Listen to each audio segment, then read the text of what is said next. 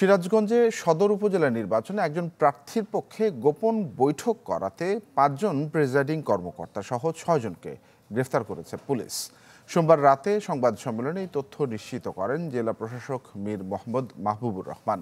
এর আগে সন্ধ্যায় রিটার্নিং কর্মকর্তা ও জেলা নির্বাচন কর্মকর্তা শহীদুল ইসলাম বাদী হয়ে থানাতে মামলা দায়ের করেন।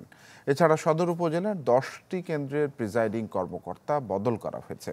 অন্যদিকে নির্বাচনে প্রভাব বিস্তারের অভিযোগে পাবনার সুজানগর উপজেলা চেয়ারম্যান প্রার্থী শাহিনুজ্জামান শাহিন সহ ১১ জনকে আটক করেছে র্যাব। উদ্ধার করা হয় বিপুল পরিমাণ টাকা। প্রতিবাদে রাতে থানার সামনের সড়ক ঘেরাও করে এবং বিক্ষোভ জানান শাহিনের সমর্থকরা।